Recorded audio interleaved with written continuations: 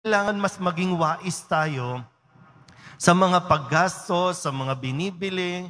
No, huwag tayong matukso na ang dami-daming sale.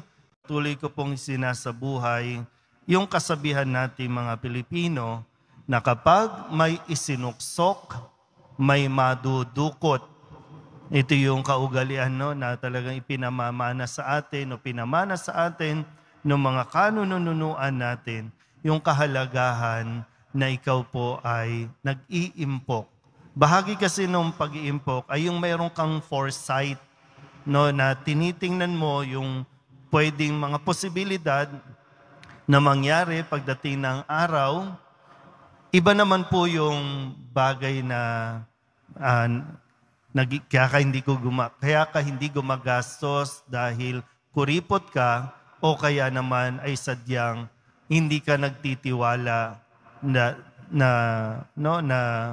God will provide. Ibang konteksto po 'yon, no? Pero dito sa aking pong pagninilay, napakahalaga na mayroon tayong naiipon o kaya naitatabi.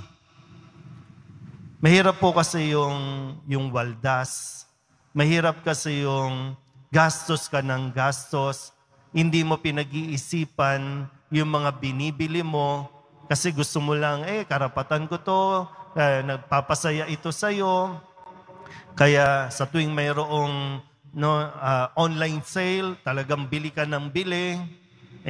Marami sa atin talaga nakaranas na nauubusan na. Yung sinasabi nga nating paubos na yung balon o sadyang wala nang laman ng balon dahil hindi nga natin ina-anticipate na po pwedeng mawalan ka ng trabaho.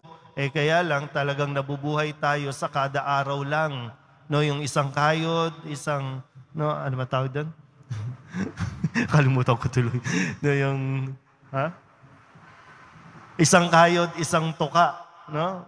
Mahirap po yun. Kaya nga dapat lagi tayong nagtatabi din.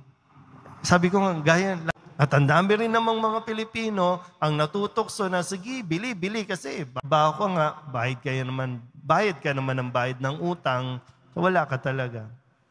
Pero yung sa akin po, no, iyon yung isang natutunan ko, yung kahalagahan na nagtatabi ka para sa mga pang-emergency, nagtatabi ka para sa mga kung may bagyo, may sakuna, meron tayo talagang madudukot.